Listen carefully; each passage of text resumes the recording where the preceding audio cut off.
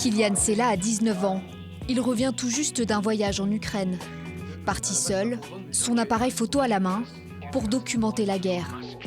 Les Ukrainiens, ils adorent, c'est repeindre sur les façades des murs détruits ou des barricades criblées de balles. Ils aiment bien qu'on mette des petites fleurs autour ou ce genre de choses pour redécorer et redonner de la vie. Cette photo, elle a été prise à Boutcha, donc ça c'est un immeuble qui s'est fait détruire pendant probablement l'invasion. Kylian a passé une journée dans la ville de Boutcha, où des centaines de civils ont été massacrés par l'armée russe en mars 2022. Quand on rentre dans les immeubles, on sent vraiment que rien n'a été touché. Quand je suis rentré dans celui-ci, dans un appartement, il y avait vraiment encore l'odeur du sang qui restait. Dans l'objectif de Kylian, des paysages de désolation. Le jeune photographe a également réalisé une série de portraits, des hommes et des femmes qui l'ont marqué.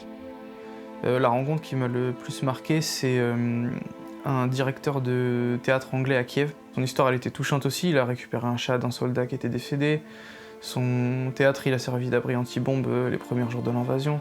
Kylian rêve de devenir photoreporter depuis l'enfance. J'avais quoi, 8-9 ans peut-être, et il y avait un reportage qui passait à la télé sur le photographe et le journaliste qui avaient été pris en otage par Daesh à l'époque. Juste après, ils avaient passé un reportage sur les reporters de guerre en eux-mêmes, et j'ai fait « c'est ça que je veux faire ». Kylian a passé une vingtaine de jours en Ukraine, un voyage préparé durant de longs mois avec l'aide de sa mère. Le fait de l'aider me permettait de checker un peu tout ce qu'il allait faire, et même si j'étais pas là-bas sur place avec lui, de me dire que ne serait-ce que les logements ou les choses comme ça, même s'il s'est débrouillé complètement tout seul pour tout réserver, mais j'étais là en garant pour être sûr que tout serait au maximum le plus sécurisant pour lui, oui. À peine rentré, Kylian envisage déjà de repartir sur le terrain pour couvrir cette fois-ci les conflits au Liban et au Congo.